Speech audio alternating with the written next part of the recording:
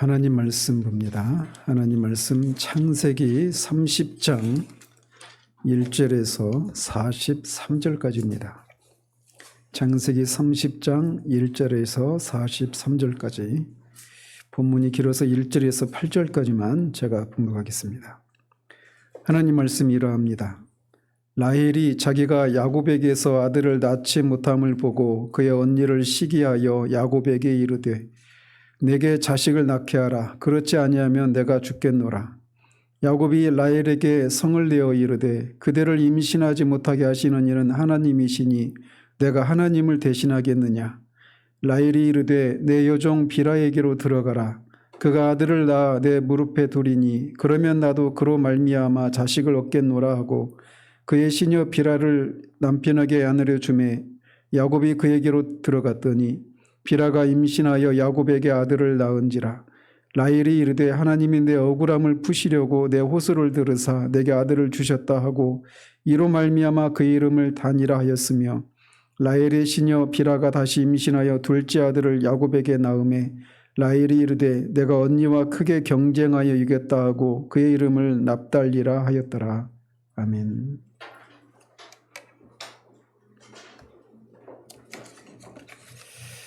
우리가 지난 두 주에 걸쳐서는 야곱이 라헬을 사랑했기 때문에 그 힘들었던 7년을 며칠같이 이겼던 그 본문에 착안해서 그리스도를 사랑하는 그리스도를 향한 사랑이 성도가 이 땅을 지나면서 주님을 위한 그 고난을 넉넉히 이길 수 있다라고 하는 그 사실을 말씀을 드리면서 그리스도를 사랑하는 것에 대해서, 또 그리스도를 사랑하는 것이 우리 안에서 증진되기 위한 방법, 또는 그리스도를 우리가 사랑하고 있는지, 이런 것들에 대해서 우리가 살펴보았습니다. 그래서 29장의 내용을 또 3주가 지나서 좀 잊을 수도 있는데, 29장에서 기록된 내용은 야곱이 바단 아람에 가서 레아와 라헬과 결혼하고 레아가 유다까지 해서 네 아들을 낳은 것까지 기록이 되어 있었습니다. 이제 오늘 본문인 이 30장에서는 우리가 다 읽지 않았지만 야곱이 네 아들, 일곱 아들과 또 딸 디나를 낳는, 그리고 그래서 이제 총 11명의 아들과 최소한 1명의 딸 디나를 낳는 장면까지, 그리고 그 야곱이 이제 재산이 증식되는 그런 과정에 대한 기록들이 이 30장에 기록이 되어 있습니다. 그래서 이 자손이 번성하고 또 재산이 늘어나는 이 과정, 이 두 가지가 기록이 되어 있단 말이죠. 자, 그래서 1절까지 우리가 읽은 이 1절에서 8절까지 보면 라헬이 언니 레아가 네 아들을 낳는 동안 자신에게는 자식이 생기지 않는 것을 보면서 언니를 시기합니다. 29장에서도 기록된 것처럼 레아는 내 아들을 낳는 동안 계속해서 이제 남편이 나와 함께 연합할 것이다, 나와 동거할 것이다, 이런 식으로 얘기하면서 여전히 아들을 넷이나 낳았지만 레아가 야곱의 사랑을 차지하지 못하고 있는 그런 것들을 우리가 볼 수 있었단 말이죠. 그것은 결국 야곱이 라헬을 더 사랑하고 있었기 때문에 그런 얘기를 했던 것이죠. 뒤에서도 나오지만 야곱은 계속해서 라헬과 같이 살고 있었던 것으로 보여요. 그렇게 자신이 남편하고 항상 같이 남편의 사랑을 독차지하고 있고 남편과 동거하고 있는데도 불구하고 자신에게서는 자식이 생기지 않게 되었단 말이죠. 그러니까 언니를 시기하면서 자신에게도 자식을 낳게 해달라 이렇게 하니까, 그렇게 하지 않으면 자신이 죽겠다 이렇게 말하자 이 야곱이 바로 화를 내는 장면이 기록이 되어져 있습니다. 즉 라헬이 30장에 기록되어 있는 이 나머지 자식들이 출생되는 이 과정은 라헬의 언니를 향한 시기, 투기, 이것 때문에 생겨난 일이에요. 그리고 그런 동기로 투기로 인해서 시기로 인해서 시작된 이 자녀 출생은 추후에 야곱 가정의 각종 불행의 씨앗이 되기도 합니다. 자, 이렇게 라헬이 야곱에게 자식을 낳게 하지 않으면 자신이 죽겠다라고 그렇게 얘기를 하자 라헬이 성을 내면서 자식을 낳지 못하는 것은 하나님이 임신하지 못하게 해서 한 것인데 내가 하나님을 대신하겠느냐 이렇게 화를 내며 대답을 합니다. 이것은 야곱이 자녀 출산 문제는 오직 생명의 주이신 하나님께만 달려있다라고 하는 것을 분명히 인식하고 있는 긍정적인 대답이라고 할 수가 있죠. 우리가 알다시피 야곱은 전날에 하나님 큰 자가 작은 자를 섬길 것이라고 하는 이 약속, 이것이 하나님의 뜻이었는데 그것을 인간적인 방법으로 이루기 위해서 형과 아버지를 속이고 장자권을 빼앗고 장자권의 축복을 받았던 속이는 야곱의 모습이었단 말이죠. 그런데 여기에서는 생명의 주관자가 하나님이신 것을 그가 말하고 있어요. 즉 그의 생각에 어떤 변화가 발전된 그런 모습을 우리가 볼 수 있단 말이죠. 이런 일이 있게 된 그 계기가 있다라면 베델 사건이라고 할 수가 있습니다. 베델에서 하나님을 만나고 야곱의 그 생각에 어떤 변화가 성장이 있는 것을 이런 대답 속에서도 우리가 볼 수가 있는 거예요.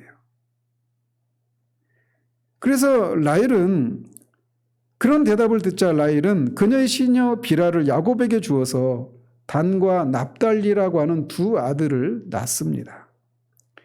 단의 이름은 억울함을 풀어준다 이런 뜻이고 납달리는 경쟁한다 이런 뜻이에요. 그러면서 이 라헬이 내가 언니와의 경쟁에서 이겼다 이런 뜻으로 이 납달리라고 하는 이런 이름을 지어준단 말이죠. 그래서 비라를 통해서 난 이 단과 납달리도 장차 이스라엘의 12지파의 아들, 12지파의 조상이 됩니다. 한번 생각해 보십시오. 지금 이 창세기 1차 독자가 누굽니까? 이 사람들은 갓 출애굽을 해서 이제 가나안 땅을 향해 가고 있는 이스라엘 백성들이에요. 그리고 이스라엘 백성들은 나중에 이제 민수기나 이때 보면 각 지파별로 다 군대, 전쟁에 나갈 군대의 숫자를 세고 하면서 각 모든 사람들이 다 어떤 지파에 속해 있단 말이에요.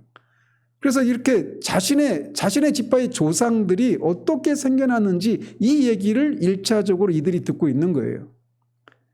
그러니까 그 사람들 입장에서 보면 단과 납달리나 뒤에 이제 나오는 다른 아들들도 마찬가지고 우리 이스라엘의 조상들인 12 조상들이 자신들의 조상들인 12명의 그 야곱의 아들들이 그렇게 썩 선한 어떤 목적과 이런 것을 통해서 낳지 않고 이렇게 시기로 시작해서 막 언니와 두 자매 사이에 막 경쟁이 일어나고 이런 과정을 통해 낳았다라고 하는 것을 이들이 듣고 있는 겁니다.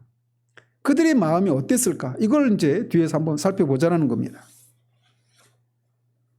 자, 그러자 이렇게 두 아들을 비라를 통해서 낳게 되자 레아도 가만히 있지 않았습니다. 자신에게서 이제 아들을 낳고 출산이 멈추자 그녀도 이제 자신의 시녀 실바를 야곱에게 아내로 줍니다. 그리고 그를 통해서 갓과 아셀이라고 하는 두 아들을 낳는데 그게 13절까지 기록이 되어 있어요. 즉 레아도 자신의 여정을 통해서 자녀를 더 얻어서 라헬을 이겨보려고 그렇게 했던 것이죠. 그리고 이 갓과 아셀이라고 하는 이 실바에게서 난 두 아들도 12지파의 조상이 됩니다. 그래서 지금까지 야곱을 통해 낳은 아들이 레아를 통해서 넷이 났어요. 르벤, 시므온, 레위, 유다 이 네 아들이 낳고 실바를 통해서 단과 납달리 그리고 비라를 통해서 단과 납달리를 낳고 실바를 통해서 갓과 아셀 모두 8명의 아들이 낳았습니다. 그리고 이 과정에서 말씀드린 것처럼 두 자매는 서로 시기하고 경쟁을 벌이면서 이 8명의 아들을 낳게 됩니다. 그리고 14절에서 21절까지는 이제 레아가 또 추가적으로 두 아들을 낳고 딸 디나를 낳는 과정이 기록되어 있는데 그 과정은 더 가관입니다. 14절과 15절을 보면 밀 거둘 때, 즉 시기적으로 보면 한 5월 초순경쯤에 르우벤이 들에 나갔다가 합한채라고 하는 것을 얻어서 어머니 레아에게 가져다 줍니다. 이때 르우벤의 나이는 한 5살 내지 6살 정도 되는 어린 나이였어요. 이렇게 추산할 수 있는 게 어떻게 되냐면 야곱이 75세 내지 76세 때 밧단 아람으로 갔다고 그랬잖아요. 그때까지 야곱은 결혼하지 않았어요. 근데 가서 7년을 라헬을 사랑해서 7년을 봉사하겠다고 해서 7년을 봉사하잖아요. 7년을 봉사하고 나서 결혼했는데 눈 떠보니까 레아였어요. 그리고 그래서 7년, 그러니까 밧단 아람에서 20년을 보내는데 20년 중에 7년은 봉사를 한 겁니다. 결혼을 하지 않은 상태로. 그러니까 이제 14년이 남은 거죠. 13년이 남은 거잖아요. 그리고 그 7년 사이에 이제 라헬을 위해서는 이제 우리가 다 읽지는 않아서 여러분이 아실지 모르겠는데 결혼해서 라헬인 줄 알았는데 레아였고, 그래서 라헬을 위해서 또 7년을 추가로 봉사하겠다고 합니다. 그렇게 요구합니다. 그래서 7년을 봉사하니까 14년을 봉사하는 거예요. 레아와 라헬을 위해서 결국은. 그런데 라헬하고는 레아와 결혼한 지 일주일 후에 결혼을 하긴 합니다. 그리고 나서 7년을 더 봉사하는 거예요. 추가로. 그러니까 출산을 어느 기간 동안에 출산을 했느냐면 처음 7년은 결혼을 하지 않았으니까 출산을 하지 못했죠. 그리고 나머지 이제 8년째부터 뒤에 25절에 보면 요셉이 맨 마지막 아들이거든요. 11번째 아들. 근데 그때가 라헬을 위해서 또 추가적으로 7년을 봉사했던 그 마지막 때입니다. 그러니까 이 8명의 아들을 낳는 11명의 아들과 딸 디나를 낳는 이 기간은 불과 7년 사이에 그렇게 낳는 거예요. 7년 사이에 최소한 12명의 아들과 딸을 낳는 거예요. 근데 그것이 가능한 것이 아내가 넷이기 때문에 가능했던 것이죠. 그러니까 7년 동안에 누가 임신하고 있는 동안에 누가 다른 아들을 임신하고 또 출산하는 사이 또 다시 누가 임신하고 이런 식으로 해서 7년 동안에 그렇게 많은 아들들과 딸을 낳을 수 있었던 거예요. 그러니까 르우벤 첫 번째 아들 르우벤과 이 11번째 아들인 요셉의 나이 차이는 얼마나 될까요? 그러니까 마지막 두 번째 7년의 봉사 기간 사이에 낳은 아들들이거든요. 요셉도. 그러니까 첫 번째 아들 르우벤과 이 11번째 아들 요셉의 나이 차이는 결혼하고 바로 낳을 수는 없으니까 7년 사이에 결혼해가지고 1년이 지나서 르우벤을 낳잖아요. 그러면 르우벤과 요셉 사이는 6살 정도 차이가 나는 거예요. 이거를 염두에 둬야 됩니다. 나중에. 왜냐하면 형들이 요셉을 시기해가지고 막 죽이려고 하고 결국 노예로 팔잖아요.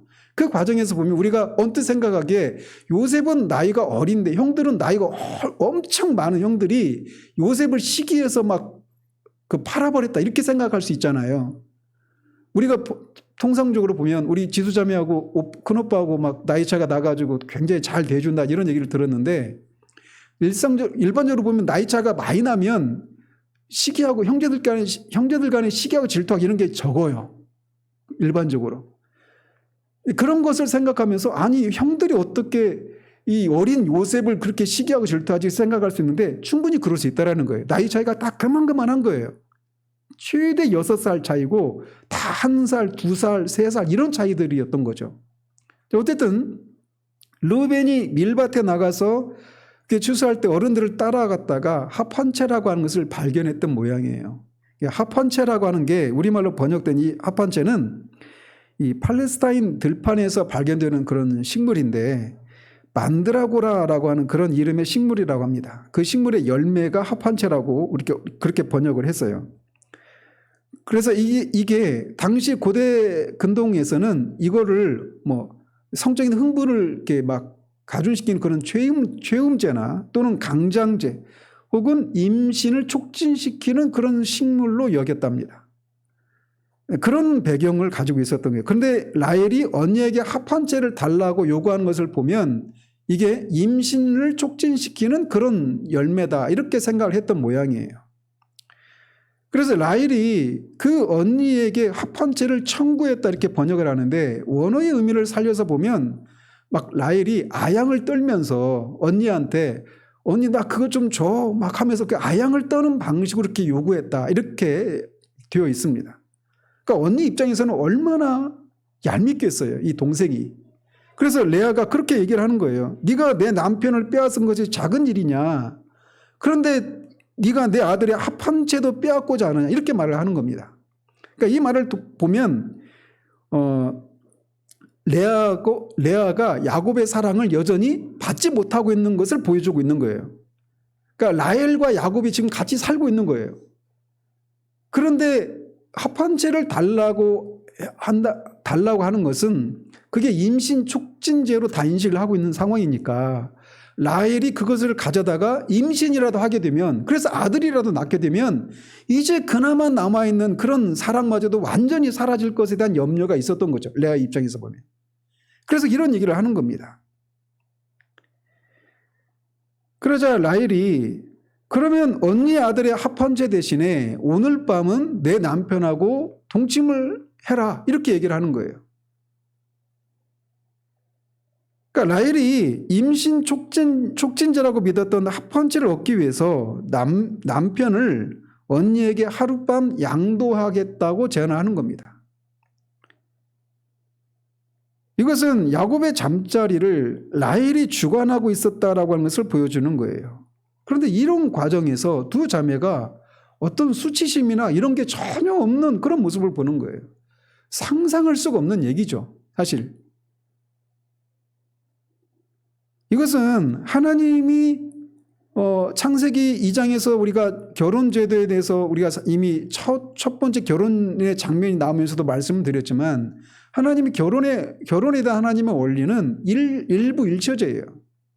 근데 여기서 이제 일부 다처제의 그런 현실 속에서 이런 그 하나님이 정하신 그런 결혼이 깨지는 그런 가정의 모습을 고스란히 보여주고 있단 말이죠.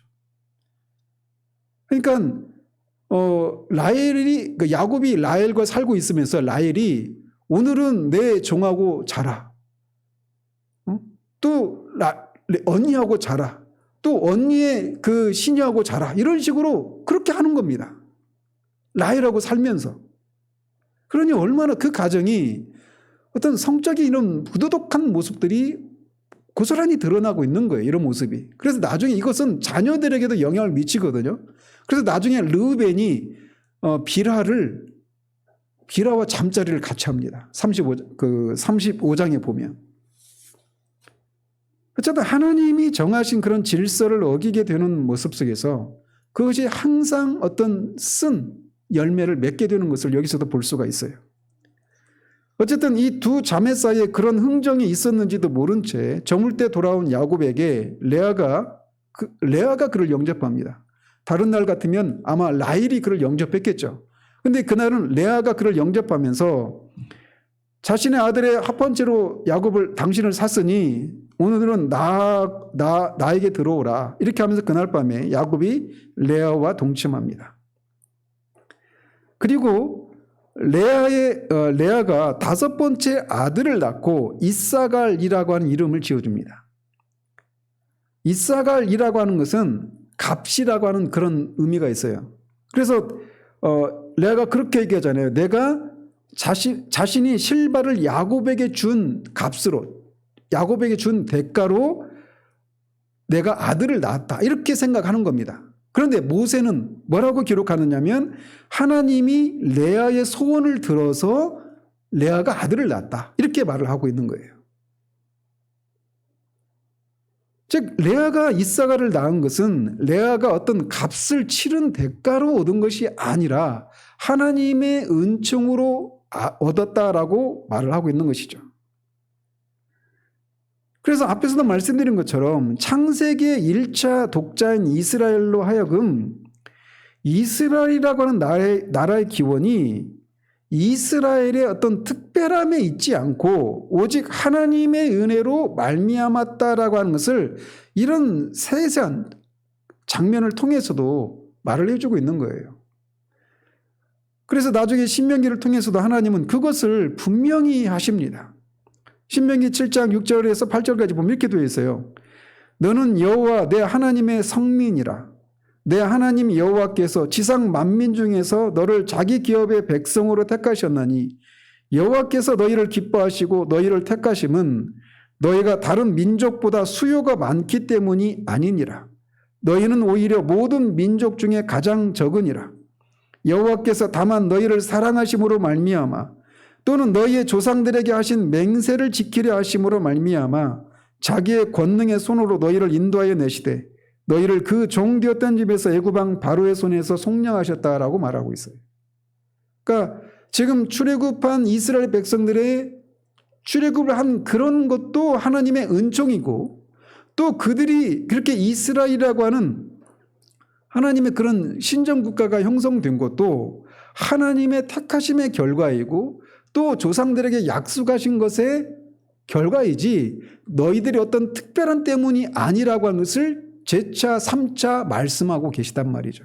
그래서 여기서도 그런 것을 우리가 볼 수가 있는 거예요. 하나님이 레아에게 은혜를 베풀어 주셔서 그의 소원을 들어주셨던 것이죠. 마찬가지로 우리도 마찬가지예요. 우리는 종종 있습니다. 이 사실을. 우리가 오직 예수 그리스도를 하나님의 은혜로 믿음으로 말미암아 구원을 받았다라고 하는 사실들을 잊고 우리 안에 다른 사람들에게는 없는 영적인 그런 민감성, 하나님을 향한 어떤 추감이 다른 사람들에게 없는데 나에게는 있는 내 안에서 어떤 구원의 근거들을 이유들을 찾으려고 하는 그런 것들이 우리 안에서 종종 스물스물 일어나는 거예요. 자, 그리고 연이어서 또 6번째 아들을 낳고 스불론이라고 하는 이름을 짓습니다. 스불론이라고 하는 이름은 거한다, 같이 산다 이런 뜻이에요. 그러니까 여전히 야곱이 레아와 살고 있지 않고 있다라고 하면서 이런 이름을 통해서도 우리가 알 수 있는 것이죠. 그래서 이제는 남편의 사랑을 받아서 함께 거할 수 있게 될 것을 소망하면서 이런 이름을 지었던 것입니다. 그리고 이어서 딸을 낳고 디나라고 하는 이름을 짓습니다. 그런데 여기에서는 야곱의 딸이 디나 한 명만 나오잖아요. 그런데 뒤에 46장 7절에 보면 딸들이라고 하는 표현이 나와요. 그러니까 야곱이 디나라고 하는 딸 이외에도 다른 딸들, 최소한 한 명 이상의 딸을 낳았기 때문에 딸들이라고 하는 복수가 사용되고 있는 것을 알 수 있단 말이죠. 자, 이 사실은 야곱이 디나라고 하는 딸 하나만 낳은 것이 아니라 이 고대 풍습에서는 여자의 이름을 여자라고 하는 존재를 그렇게 중하게 생각하지 않았던 그런 시대였어요. 그래서 여자의 이름이 기록되는 경우들은 대부분 그 여자가 구속사 속에서 어떤 특별한 어떤 의미가 있는 일들을 했을 경우에 이름을 기록하는 그런 것이 있었단 말이죠. 그래서 여기서는 디나만 낳은 것으로 이렇게 기록이 있는데 아마 다른 딸들도 낳았을 것으로 우리가 추정할 수가 있습니다. 자, 그리고 이제 22절에서 24절까지는 라헬이 아들을 낳는 게 이렇게 됩니다. 그래서 22절을 보면 하나님이 라헬을 생각하신지라 하나님이 그의 소원을 들으시고 그의 털을 여셨으므로 그가 임신하여 아들을 낳았다라고 말하고 있습니다. 하나님이 생각하셨다라고 하는 것은 단순히 그냥 까맣게 잊고 있다가 그냥 기억이 갑자기 라헬이 있지 이런 식으로 생각하신 그런 의미가 아니에요. 여기서 생각하신다라고 하는 것은 하나님이 깊이 통촉하시고 친히 돌보신다 이런 뜻입니다. 언어적인 의미를 가지고 보면 막 이렇게 자리에 일어나 가지고 구부려 가지고 이렇게 살펴보는 듯한 이런 모습으로 보신다 이런 뜻이에요. 그래서 라헬이 아들이 없는 것 때문에 심히 번민하고 애통해하고 수치로 여겼어요. 근동 지역에서는 이 자식이 없는 것은 하나님의 저주를 받은 것이라고 하는 그런 생각을 하고 있었던 때이니까 그렇게 고통 가운데 있는 라헬을 하나님이 돌아보신 것입니다. 하나님은 당신이 기뻐하시는 때, 예정하신 시간에 당신의 백성들을 돕기 위해서 역사하십니다. 그런 하나님의 침묵의 시간들이 하나님이 계시지 않다라고 하는 것을 말해주는 것도 아니고 당신의 백성들이 하나님 앞에 아무런 존재도 아니라고 하는 것을 말해주는 것이 아니라는 겁니다. 그런데 우리는 종종 그런 하나님의 부재, 하나님의 그 침묵을 하나님의 부재로 생각하면서 하나님을 바라보는 그런 기다림을 멈춰버리고 실망하고 낭망하기가 쉬운데 그렇지 않다는 겁니다. 하나님이 돌아보시고 하나님이 생각하시는 그것을 통해서 알 수 있는 것처럼 하나님이 당신의 백성들을 당신의 때, 적합한 때에 그를 돌아보신다라고 하는 것을 여기서도 보여줍니다. 그렇기 때문에 일시적인 그런 고통에 절망하지 말고 끝까지 참아 기다리는 그런 인내하는 믿음이 우리에게 요구된단 말이죠. 자, 그래서 라헬의 태를 여셔서 아들을 낳았는데 라헬은 하나님께서 자신의 부끄러움을 씻어버리셨다라고 말하고 그 아들의 이름을 요셉이라고 짓습니다. 요셉이라고 하는 이름의 뜻은 더한다라고 하는 거예요. 그래서 또 다른 아들을 자신에게 더해 주실 것을 소망하면서 요셉이라고 하는 이름을 지었던 것이죠. 그리고 이런 소망은 나중에 베냐민이라고 하는 그 동생을 낳는 것을 통해 실제로 성취가 됩니다. 자, 그래서 라헬이 이 요셉을 낳았던 때가 이 14년의 마지막 때예요. 그 나머지 이제 6년이 남았죠. 그 6년의 이야기는 25절부터 이어지는 겁니다. 어쨌든 지금까지 이렇게 레아와 비라와 실바와 라헬 이 사이에서 이 7명의 아들들과 딸 디나가 낳게 되는 이런 과정 속에서 이 과정이 매우 부끄러운 그런 역사라고 할 수가 있어요.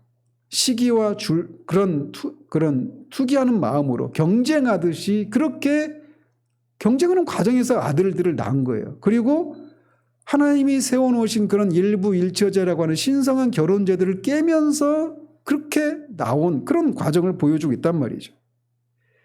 그럼에도 불구하고 하나님은 그들을 통해서 한 민족을 이루게 하시고 그들을 선민으로 삼아 주신 것입니다.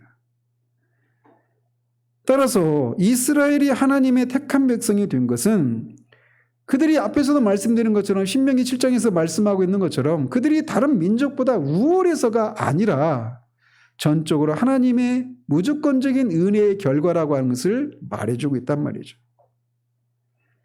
마찬가지로 우리가 하나님의 백성이 된 것도 오직 하나님의 은혜의 결과라고 하는 것을 말해줍니다. 자, 그리고 또 하나 짚고 넘어가야 될 것이 있다면 이 출생의 과정 속에서 낳은 그런 첩을 통해서 낳은 아들들, 단과 납달리와 갓과 아셀 이런 아들들도 보면 그런 아들들마저도 하나님의 택한 백성의 조상들이 되잖아요. 즉 그런데 그 과정 속에 하나님께서 레아를 돌아보시고 그렇게 그들의 소원을 쫓아서 그들이 낳아요. 즉 그래서 29장을 살피면서도 말씀드렸지만 하나님이 허락하시지 않으면 어느 누구도 이 세상에 나올 수가 없다라는 거예요. 그래서 누군가가 그 사람이 지적이든 신체적인 어떤 장애를 가졌든 또는 전쟁터에서 지금 러시아 우크라이나 전쟁하고 있지만 거기에 아마 내년쯤 되면은 엄청난 그런 사생아들이 나올 거예요. 그런 과정 속에서 원치 않는 그런 임신을 하는 경우들도 굉장히 많아요. 세상에는 정상적인 방법으로만 일반적으로 정상적이라고 하는 것이 남녀가 정상적으로 결혼해서 나온 그런 그 사람을 가리키는 표현인데 어쨌든 그런 과정을 통해서 낳은 사람만 나오는 게 아니에요. 뜻하지 않았던 원치 않는 그런 방식으로 낳은 사람들도 있어요. 그런데 그런 모든 생명이 야곱이 말하듯이 하나님이 임신을 허락하셔야만 자식을 낳을 수 있다라고 하는 것을 통해서 생명의 주권자가 하나님이시라고 하는 것을 말해주고 있는 것처럼 모든 살아있는 모든 것들은 하나님의 주권적인 섭리 하에서 나온다라는 거예요. 그렇기 때문에 어느 누구도 출생의 과정이 어떤 방식이든 간에, 그리고 그 태어난 사람이 어떤 지적인 그런 핸디캡을 가지고 있든 또는 신체적인 핸디캡을 가지고 있든 누구든지 다 살아야 될, 있어야 될, 존재해야 될 그 이유가 있다라는 겁니다. 그렇기 때문에 세상이 꼭 필요로 하는 사람, 있으나 마나한 사람, 없어야 될 사람, 이런 식으로 구분하잖아요. 그런데 하나님의 입장에서 보면 모든 존재는 다 있어야 할 존재라는 겁니다. 반드시 필요한 존재들이에요. 어쨌든 24절까지를 통해서 이 11아들의 출생의 과정들이 다 기록이 되어 있습니다. 그리고 25절부터 마지막 43절까지는 야곱의 재산이 불어나는 과정을 기록하고 있습니다. 이 과정은 앞에서 말씀드린 것처럼 14년이 끝나고 이제 나머지 6년 사이에 일어나는 일들이에요. 그래서 25절에 보면 라헬이 요셉을 낳았을 때 야곱이 라반에게 말하기를 자신의 고향으로 자신을 가게 해달라고 그렇게 요청을 합니다. 그래서 앞에서도 말씀드린 것처럼 이때 야곱의 나이가 91세예요. 그러니까 요셉을 낳았을 때 그게 계산은 가능한 것이 뒤에 야곱이 그 애굽에 내려가잖아요. 그때 야곱의 나이가 130세입니다. 거기서는 요셉을 만나는데 요셉이 애굽의 총리가 되어 있었죠. 애굽의 총리가 된 나이가 30세입니다. 그리고 총리가 되고 나서 7년 동안 풍년이 있었어요. 그리고 야곱을 만났을 때가 흉년이 들은 지 2년째 되는 해예요. 그러니까 요셉의 나이가 39세죠. 계산하면. 그리고 야곱이 130세니까 계산을 해보면 야곱과 요셉의 나이 차이가 91세 차이가 나는 겁니다. 아무튼 야곱이 91세가 되었을 때 야곱이 레아와 라헬을 아내로 얻기 위해서 라반에게 봉사한 지는 14년이 되는 해였어요. 그리고 이 기간 동안 야곱은 11명의 아들과 최소한 1명 이상의 딸을 낳은 것이죠. 그러니까 정말 이것도 엄청난 일이 아닐 수가 없습니다. 어쨌든 야곱은 자신의 외삼촌 라반에게 자신이 이런 삭스로 얻은 처자를 자신에게 주어서 자신의 고향 땅에 돌아가서 자기의 집을 세울 수 있도록 해달라 이렇게 요청을 합니다. 그러니까 이런 말을 통해서 알 수 있는 것은 이 야곱이 고향 땅으로 돌아가고자 하는 그런 마음이 있었던 것을 알 수 있어요. 근데 이것은 단순히 그냥 고향 땅으로 돌아간다 이런 의미가 아니죠. 베델에서 하나님이 이 땅을 너에게 주고 많은 자손을 이루게 하겠다라고 하는 그 약속을 야곱이 늘 마음에 품고 있었던 것을 여기서도 우리에게 보여주고 있는 거예요. 자, 그래서 이런 삭스로 얻은 처자, 그러니까 이 처자와 그 아내들과 이 자식들을 데리고 갈 수 있도록 해달라고 얘기한단 말이에요. 우리 생각에는 당연히 내 아내고 내 아들들이니까 당연히 데리고 가지 이렇게 생각할 수 있는데 이 당시 근동의 풍습은 종이 된 사람이 그 결혼을 해서 자식을 낳게 되면 그 아내와 자식을 종이 이제 자유하게 됐을 때 종의 신분을 벗고 자유하게 됐을 때 그 아내와 처자들은 주인의 소유였어요. 그리고 이것은 나중에 출애굽기에도 그렇게 기록이 됩니다. 그래서 그 아내와 자식들을 사랑하기 때문에 종이 자유인이 될 수 있는데도 굳이 종이 되는 그런 사례들이 있어요. 그래서 그런 사람이 종이 되는 경우에는 어떤 조치를 취했냐면 귀를 뚫어서 송곳으로 귀를 뚫어서 그렇게 했던 그런 규례가 출애굽기에 기록이 되어 있습니다. 그러니까 귀걸이가 그런 연유에서 나온 거예요. 어쨌든 반드시 100% 일치는 하지 않지만 성경에서 보면 그런 근거가 있습니다. 어쨌든 그래서 야곱이 이런 얘기를 하는 거예요. 자, 그렇게 얘기하자 라반은 여호와께서 야곱으로 말미암아 너로 말미암아 나에게 복을 주신 것을 내가 깨달았다라고 말하면서 네가 나를 사랑스럽게 여기거든 그대로 있으라 이렇게 얘기합니다. 그러면서 네가 품삯을 정하면 내가 그대로 해주겠다 이렇게 야곱을 붙잡아요. 라반이 여호와께서 자신에게 복을 주셨다 이렇게 말은 하고 있지만 라반은 여호와만을 섬기는 사람이 아니었어요. 나중에 이제 뒤에 31장에 보면 라헬이 그 집에서 도망 나올 때 드라빔을 숨겨서 가지고 오잖아요. 드라빔은 이 일종의 가정 수호신이었습니다. 그러니까 이 라반이 여호와만을 섬겼던 그런 순전한 하나님의 백성이 아니었던 거죠. 그래서 근데 이렇게 여호와께서 내게 복을 주셨다. 너 때문에 이렇게 얘기를 하는 것은 야곱에게 환심을 사려고 하는 거예요. 그러면서 네가 나를 사랑스럽게 여기거든 머물러 있으라 이렇게 얘기하는 거예요. 근데 야곱의 입장에서 보면 그 라반이 사랑스럽게 여길 수가 없었어요. 왜냐하면 속였잖아요. 계속해서. 그런데 어쨌든 품삯을 정하면 그렇게 하겠다 이렇게 말하니까 이것도 이제 그러니까 야곱이 품삯을 정합니다. 품삯을 정하는 과정에서 야곱과 라반이 밀고 땡기고 하면서 얼마나 야곱은 더 얻어내려고 하고 라반은 어떻게 하든지 그걸 덜 주려고 하는 이런 막 실랭이를 벌이는 모습을 우리가 여기서 볼 수가 있습니다. 그래서 야곱이 삼촌 라반에게 말하기를 자신이 외삼촌을 섬기기 위해서 14년 동안 얼마나 수고를 했는지 그리고 자신이 왔을 때는 라반의 그 가축대가 적었는데 지금은 아주 많아졌다 이렇게 얘기하면서 여호와께서 복을 주셨다 이렇게 얘기를 하면서 품삯을 정합니다. 품삯을 정하는데 아롱진 것이나 점이 있는 것이나 또는 뭐 이렇게 그 까만 것이나 검은 것이나 이런 것들 그리고 그런 것들은 자신의 소유로 이렇게 해달라 이렇게 요청을 합니다. 그리고 이 염소 중에서도 점 있는 것이나 아롱진 것은 자신의 품삯으로 주라고 요청을 해요.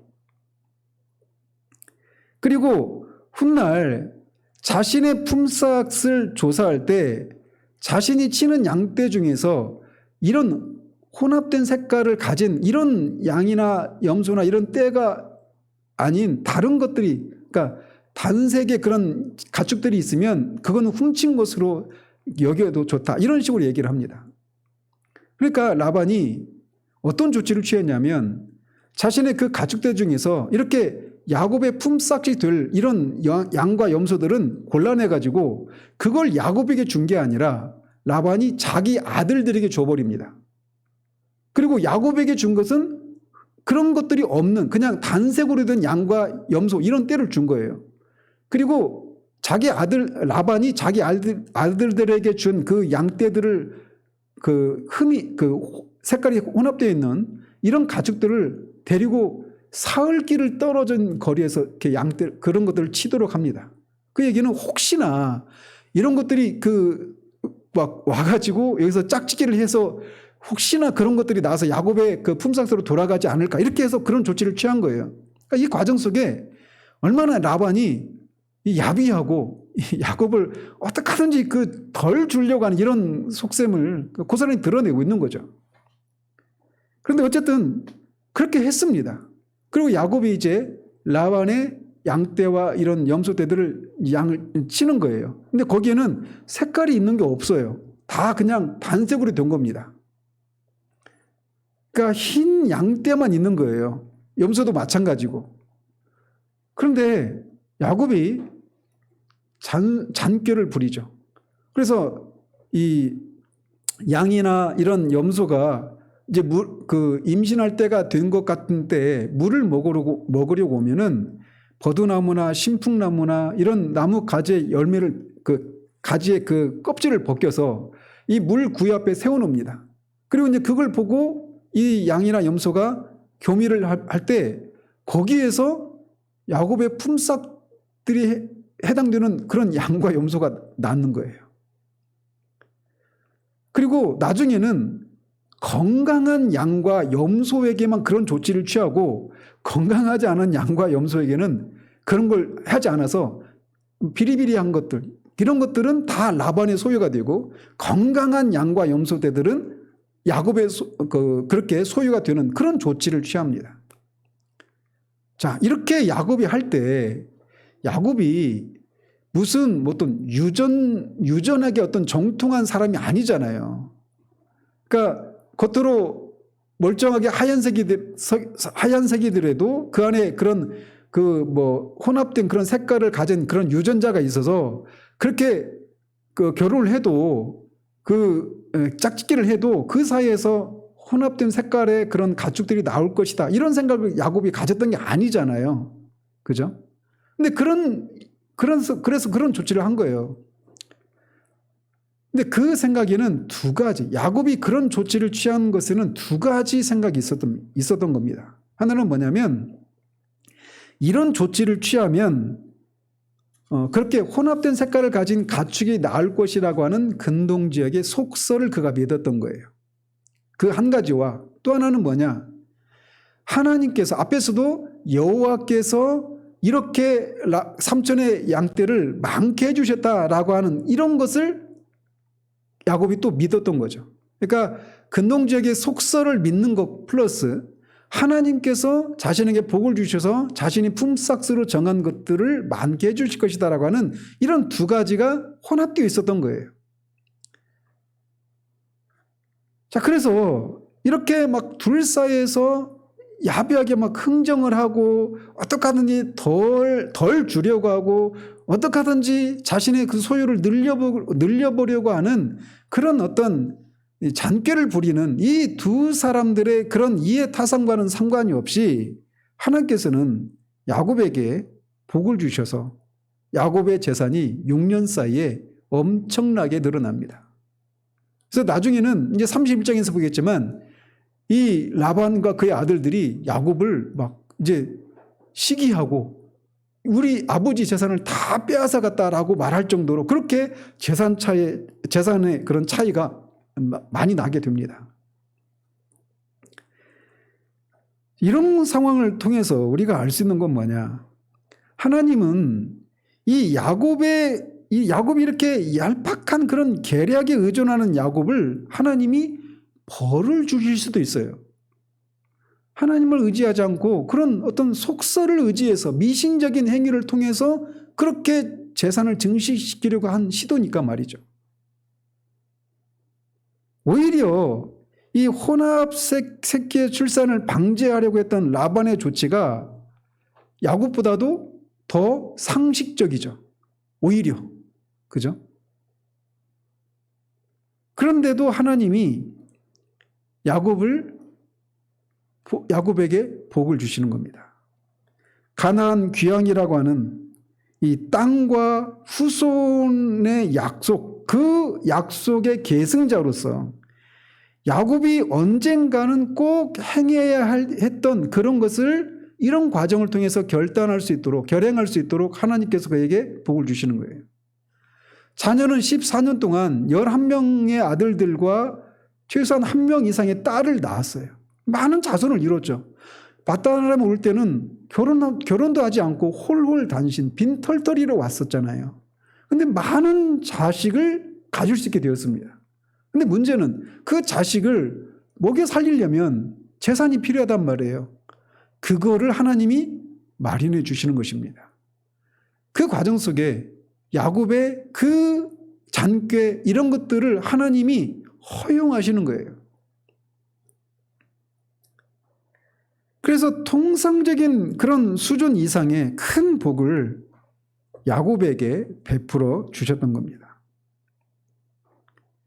그래서 일단 많은 자녀를 얻은 야곱에게 이제는 큰 재산까지 얻게 하신 후에 그 재산을 얻는 과정 속에서 앞에서도 말씀드린 것처럼 라반과 갈등이 일어나게 되는 거예요. 라반의 입장에서 보면은 분통이 터지지 않겠어요? 그리고 막 라반도 시기가 일어나지 않겠어요? 저놈이 올 때는 아무것도 없었는데 나보다도 더 재산이 많아지게 되는. 근데 그게 약속이니까. 근데 나중에 보지만 라반은 그 약속을 품삯을 10번을 바꿨다고 말합니다. 그러니까 처음에는 이렇게 계약했는데 나중에는 아니야 이렇게 바꿔 저렇게 바꿔 하면서 계속 계약을 10번이나 바꿨다고 말을 해요. 근데 그런 방해에도 불구하고 하나님이 야곱의 손을 들어주신 거예요. 그래서 언뜻 유견성으로 보면 미신적인 행위란 말이죠. 그럼에도 불구하고 하나님이 그에게 복을 주셨어요. 이것이 우리에게 하나님 앞에 우리가 어떻게 살아도 하나님이 복을 주시겠구나 이렇게 그것을 우리에게 교훈해 주는 건 아닙니다. 그것이 하나님의 은혜요, 하나님의 축복 때문이었다라고 하는 것을 말해주고자 하는 거예요. 그래서 뒤에서 이제 보면 야곱이 그렇게 자신의 잔꾀를 통해서 그렇게 새끼를 많이 얻고 큰 그 재산가가 되었지만 나중에 뒤에 31장에 보면 여호와께서 자신에게 복을 주셔서 이런 것을 얻을 수 있었다 이렇게 고백을 해요. 자기 아내들에게. 그러니까 결국은 그렇게 시작을 했지만 결국은 하나님이 이렇게 복을 주셔서 내가 이런 부를 누릴 수 있었구나 이런 고백을 그런 깨달음을 얻고 그런 고백을 할 수 있었던 것이죠. 따라서 이렇게 야곱의 재산이 늘어나고 있는 그런 6년 동안의 그 기간 동안 일어난 이 일들은 사람들 사이에는 막 더 얻고 덜 얻으려고 하는 그런 치열한 어떤 그런 장꾀를 부리고 속이고 막 이런 어떤 이해타산 그런 것들 그리고 그런 것들에만 연연해서 막 아기다툼하고 있는 그런 인간의 이런 생각들을 뛰어넘어서 하나님께서 당신의 종들에게 복을 주시면서 이런 모든 과정을 하나님의 구원 역사의 전개를 위한 계시로 삼고 계시다라는 겁니다. 즉, 이 1차 독자인 이스라엘 백성들로 하여금 너희들의 조상이 어떤 과정을 통해서 나오게 되었고 또 그 조상들이 생명을 부지하고 그렇게 살 수 있도록 하는 그런 재산이 축적된 과정 속에 너희들이 알다시피 많은 허물과 잔꾀와 사람들의 이런저런 계획들이 있었지만 그리고 그런 것들을 방해하려고 하는 또 라반을 대표로 하는 그런 사람들의 방해가 있었지만 결국은 하나님께서 너희 조상에게 약속하신 그 약속 가나안 땅으로 주고 또 많은 백성을 주시겠다라고 하는 그래서 그 너희들을 통해서 결국은 모든 열방이 복을 받게 하실 것이라고 하는 하나님의 그 약속을 이루시기 위해서 그 과정 속에 너희들의 그런 잔꾀와 너희 조상들의 잔꾀와 그런 연약함에도 불구하고 하나님이 그 구속사역을 이루시기 위해서 그런 것들을 선하게 섭리하신 결과다라고 하는 것을 말해주고 있는 거예요. 그래서 잠언에서 말하고 있는 것처럼 사람이 마음으로 자기의 길을 계획할지라도 그의 걸음을 인도하시는 이는 여호와이시니라 라고 말씀하고 있는 것을 고스란히 이 과정 속에서 보여주고 있는 거라는 거죠. 그래서 이런 것을 통해서 창세기 1차 독자인 이스라엘은 자신들의 존재의 원인이 하나님의 은혜로 말미암았음을 알게 되었을 것입니다. 또한 인간의 연약함을 사용하셔서 구속사역을 이루어 나가시는 그 하나님의 열심과 그 언약에 신실하신 하나님의 성품을 깨닫게 되었을 거예요. 이런 것을 깨달았다면 결국 이들이 하나님이 약속하신 가나안 땅에 들어가서 정착해서 살 동안 그 하나님의 택한 백성으로서의 구별된 그런 존재로서 구별된 삶을 살아야 하지만 결국은 살지 못하죠. 그래서 그 과정을 통해 결국 스스로 사람이 구원에 이를 수 없다라고 하는 것을 하나님이 이스라엘의 이런 세세한 역사 인도하심들을 통해서 보여주시는 거예요. 그렇기 때문에 인류를 구원하기 위한 구속주가 오셔야만 했던 것이죠. 그분이 바로 예수 그리스도신 거죠.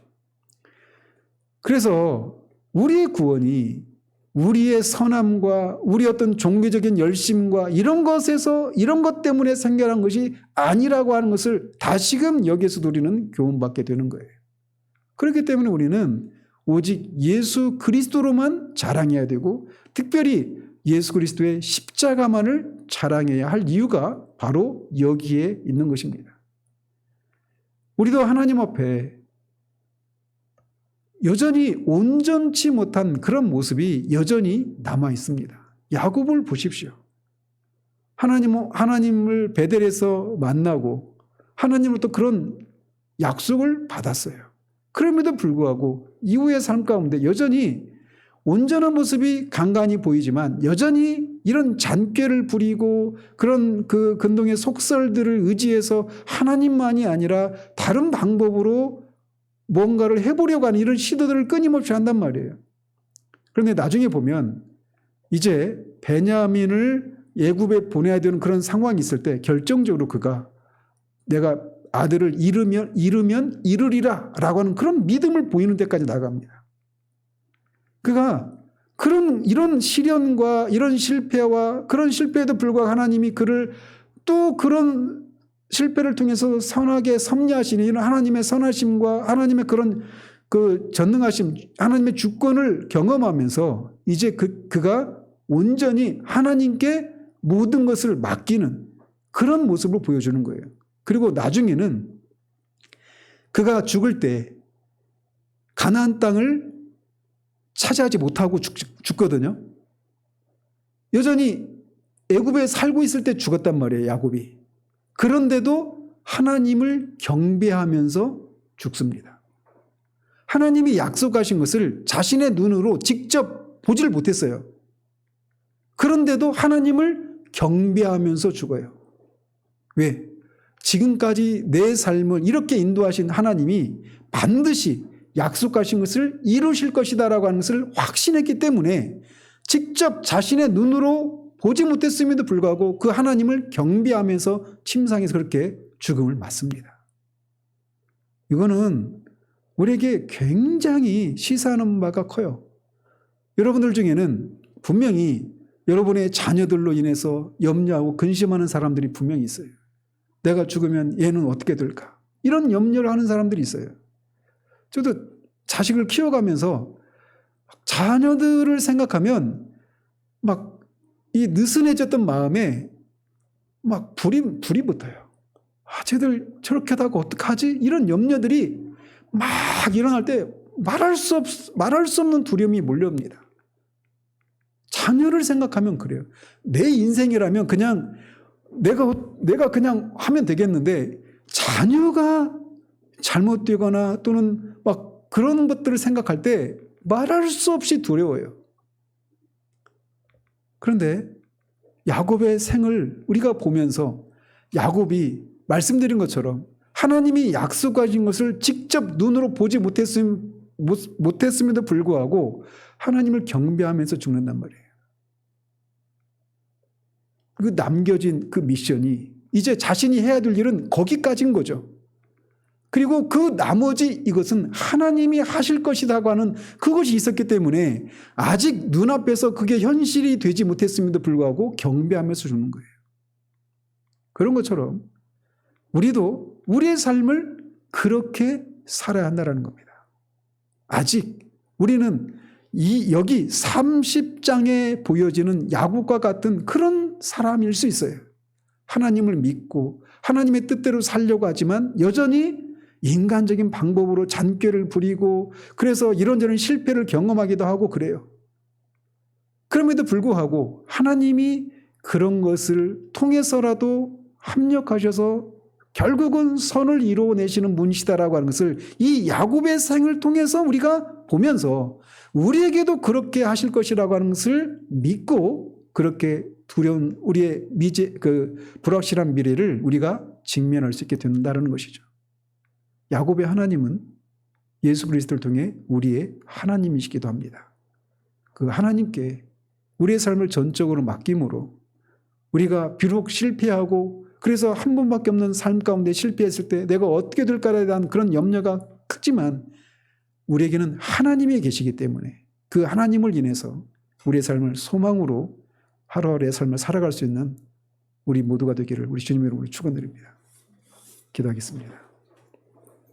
하나님 아버지, 야곱이 11명의 아들들과 또 디나를 낳는 과정들, 그리고 그 많은 자녀들을 부양할 수 있도록 하기에 부족함이 없는 많은 재산을 증식하는 과정들을 우리가 살펴보았습니다. 그 과정 속에 얼마나 시기와 질투와 또 하나님의 그 신성한 결혼 법칙을 깨는 그런 모습들, 그리고 인간적인 술수를 부리고 또 그런 것들을 또 방해하는 그런 세력들이 있음에도 불구하고 하나님이 약속하신 것을 성취하시기 위해서 그렇게 일하시는 하나님의 전능하신 섭리의 손길들을 우리가 보게 됩니다.